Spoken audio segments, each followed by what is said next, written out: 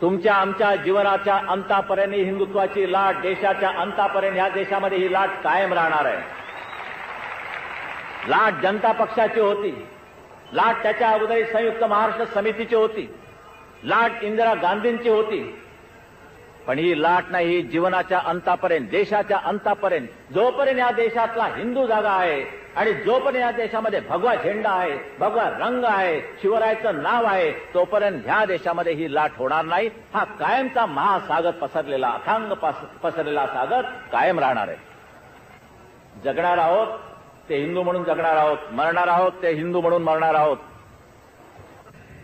शिवसेनेच्या हातामध्ये सत्ता आल्यानंतर पहिल्यांदा अन्न आणि वस्त्र आणि निवारा यावरती जोर मारला जाणार आहे. संपूर्ण मोठमोठे प्रवाह ह्या सागराला शिवसेनेचे मिळत आहेत. उत्तर भारतीय समाज आपल्या बरोबर आलेला आहे, मारवाडी समाज आपल्या बरोबर आलेला आहे.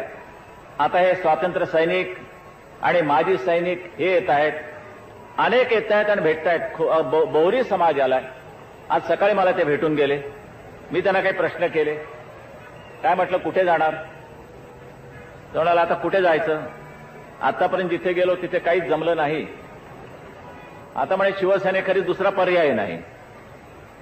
बंगाली बांधव इथे आहेत, त्यांनाही सांगतो तुम्ही कुठे जाता मला माहित नाही.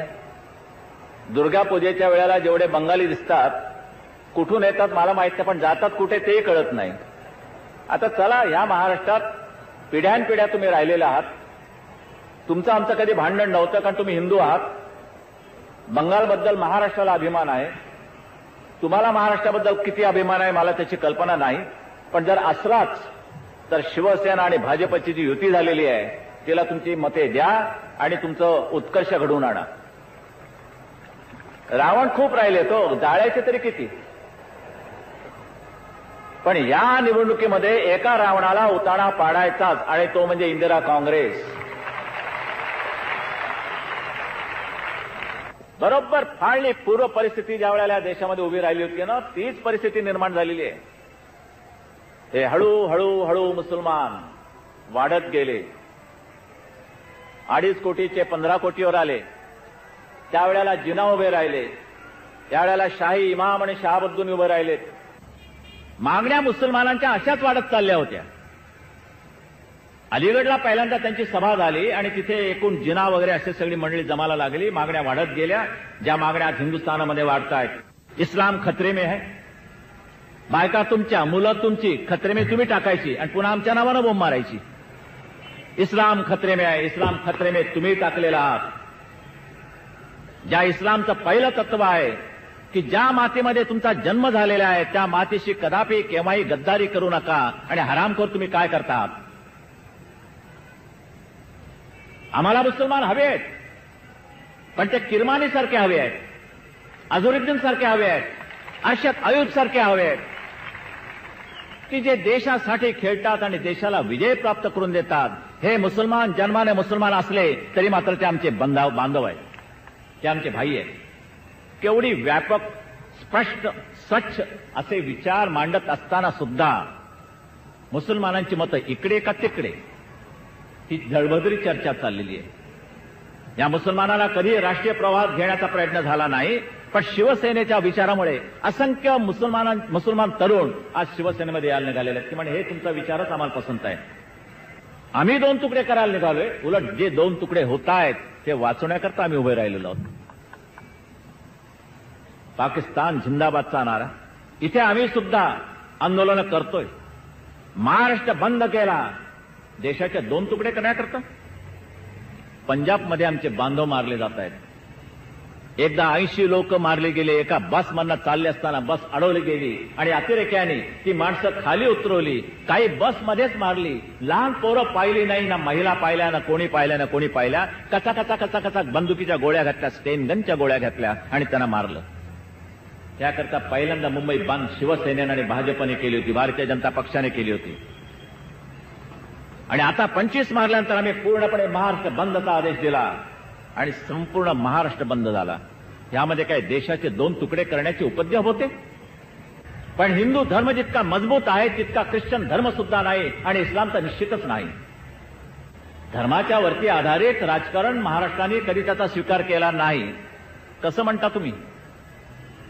रामदास स्वामींनी ज्यावेळेला ते वाक्य उच्चारले, जो ते 4 ओळी उच्चारल्या की मराठा तितुका मेळवावा, महाराष्ट्र धर्म वाढवावा. हा धर्म कुठचा होता? 96 कोळी आणि 92 कोळीचा होता? दुसरा कुठचा धर्म जरी नसला तरी महाराष्ट्र आमचा धर्म आहे आणि त्या धर्मामध्ये आमचं हिंदुत्व आहे. एकाकी चाललो होतो, पण भाजप त्यांनी सांगितलं की आम्ही येतो तुमच्याबरोबर. चला म्हटलं. हिंदू मतांचं विभाजन होत असल्यामुळे आज मुसलमान चढलेवरती येऊन बसले. आज मजबूतीने आम्ही उभे राहिलेलो आहोत. कोणत्याही परिस्थितीमध्ये ही युती तुटणार नाही, फुटणार नाही. उलट त्यांचं भांडं फोडल्याशिवाय सत्त बसणार नाही. आम्ही सगळ्यांना मानतो, पण हिंदू धर्मासारखा श्रेष्ठ आणि तितका जुना असा धर्म जगाच्या पाठीवरती नाही आहे, शोधून मिळणार नाही. हिंदू धर्मामध्ये जेवढ्या सुधारणा झालेल्या आहेत तेवढ्या इस्लाममध्ये सुद्धा नाही आणि ख्रिश्चनांमध्ये सुद्धा नाही. जे वाईट होतं आम्ही टाकून दिलं. चातुर्वर्ण्य वाईट आहे, टाकून देऊ. अमुक वाईट आहे, टाकून देऊ. महिलांवरती अत्याचार होत आहेत, अन्याय होत आहेत, टाकून देऊ. आज त्या एका वृत्तपत्रामधून तरुणांची मतं मागवली जात आहेत. काही कयास बांधला जातोय, काही अंदाज बांधला जातोय की तरुण रक्त कुठे झुकतंय. तुम्हाला आज सांगतोय, तरुण रक्त पूर्णपणे 100% नसलं तर 80% शिवसेनेकडे झुकल्याशिवाय राहणार नाही. पण काही विद्यार्थ्यांनी उत्तर फार चांगली दिलेली आहे. एक मुसलमान विद्यार्थी आहे, त्यांनी सांगितलं की शिवसेनेलाच मी मतदान करणार, कारण निदान ते काम तरी करते. हे विशेष महत्वाचं आहे. एका शीख विद्यार्थ्यानं परखडपणानं सांगितलं की ज्यावेळेला त्याला एक हलकट प्रश्न विचारण्यात आला की शिवसेनेने मागे शिखांवरती बहिष्कार टाकण्याचा प्रयत्न केला असताना सुद्धा तू हे म्हणतोयस? तो म्हणाले, हो. तुम्हाला म्हणे की शिवसेना शब्दाची अलर्जी आहे का? शिवसेनेने काय सांगितलं? जे कोणी आहेत खलिस्तानवादी, त्यांना आर्थिक मदत करणारे जे शीख आहेत त्यांच्यावरती तुम्ही हा बहिष्कार टाका, संपूर्ण समाजावरती बहिष्कार टाका, असा माझा कधीच उद्देशही नव्हता आणि ते माझं मी कधी स्पष्ट धोरण म्हणून कधी जाहीर झालेलं नाहीये. मी सांगितलं जे मदत करतायत त्यांच्याबद्दल बोललो. पण घोळ घालायचा, शिवसेनेची लोकप्रियता कशी नष्ट होईल त्याकरता जमातीमध्ये लावून द्यायची. आमची भारतीय विद्यार्थी सेना आहे, आमची भारतीय कामगार सेना आहे, श्रमिक सेना आहे, रिक्षा सेना आहे. जा त्या रिक्षावाल्यांना जाऊन विचारा, शिवसेना प्रमुखांचा पहिला आदेश तुम्हाला काय आहे? किती वाजले, रात्री अपरात्री एखादी महिला जरी तुमच्या रिक्षामध्ये बसली तरी तिच्या केसाला धक्का लागता कामा नये, कारण तुम्ही शिवसैनिक आहात.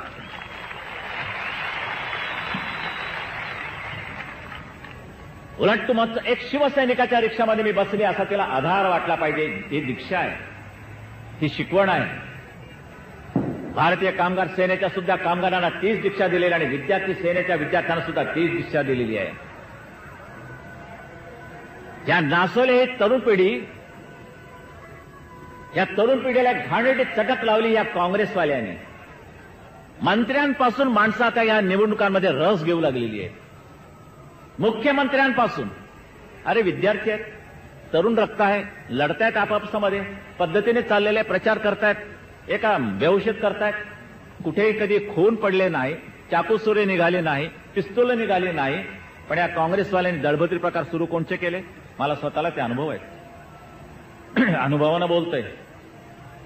या पोरांना निवडणुकीच्या वेळी मुंबईला आणायचं, पंचतारिका हॉटेलमध्ये ठेवायचं, तिथे त्यांच्या दारूची सोय करायची, मटण आणि चटणाची सोय करायची, ऐशराम करायला लावायचा, नाना तऱ्हेची व्यसनं.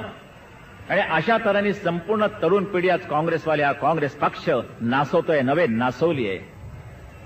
आणि इथे आमच्या विद्यार्थी सेनेला सक्त ताकीद आहे की कुठचंही व्यसन चालणार नाही. कुठच्याही तऱ्हेने कुठच्याही हॉटेलमध्ये तुमचा ऐशराम खपून घेतला जाणार नाही. शिवसेना भवनच्या त्या फत्तरवर ती जी लादी आहे त्याच्यावरती झोपा. बिछाना नसला तरी चालेल, पण मात्र झोपा आणि अनुभवा जीवन काय असतं ते. विवेकानंदांनी केले, ते त्यांच्या विद्यार्थी दशेमध्ये केलेलं होतं. सत्ता कोणत्याही परिस्थितीमध्ये मी घेणारच, मी भगवा लावणारच.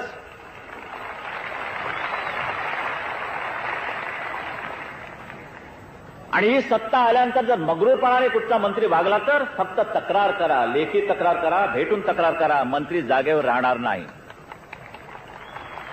उलट मोर्चा जर आला, महिलांचा आला, भगिनींचा आला, बांधवांचा आला, शेतकऱ्यांचा आला, कामगारांचा आला, विद्यार्थ्यांचा आला, कोणाचा काही मोर्चा आला तरी 6व्या मजल्यावरचा आणि 5व्या मजल्यावरचा तो मंत्री, संबंधित मंत्री रस्त्यावरती तुम्हाला भेटायला येईल. रस्त्यावरती भेटायला येईल, सांगेल बोला बांधवानो, काय अडचण काय. याला म्हणतात लोकशाही आहे. काही लोक म्हणतात ही लाट आहे, ही लाट नाहीये. पराभव तुम्हाला सहन होत नाही, दरवेळेला सत्ताच पाहिजे. मग सत्ता पाहिजे असेल तर त्याप्रमाणे लोकांची कामं करा, त्यांना समाधान द्या. 42 वर्षामध्ये 2 वर्ष जनता पक्षाची काढून टाका, पण 40 वर्ष तुमच्या आजोबापासून ते तुमच्यापर्यंत तुम्हीच उभवलीत ना, तुम्हीच राबवलीत ना. मग ही लोक का रडतायत? हा तरुण बेकार का? या शेतकऱ्याच्या डोळ्यामध्ये आसवं का? स्वातंत्र्य सैनिक सोडा, पण हा आमचा माजी सैनिक सरहद्दीवरती जाऊन परत आलेला आहे. विधवा झाल्यात काही बायका, त्यांना नुसतं तुम्ही ताम्रपट देता, एखादा मेडल देता, परमचक्र देता. घरचा धनी गेला निघून आणि त्याला ते परमचक्र करायचे काय? त्या नुसत्या परमचक्रावरती संसार त्यांचा पेटणार नाही आणि 2 घास वेळेवरती त्यांचे जाऊ शकणार नाही. काय चाटायचंय? पण आज मात्र या देशाचे 2 तुकडे होत आहेत. हे दृश्य पाहिल्यानंतर जर देश टिकला नाही तर तुम्ही आम्ही टिकू का?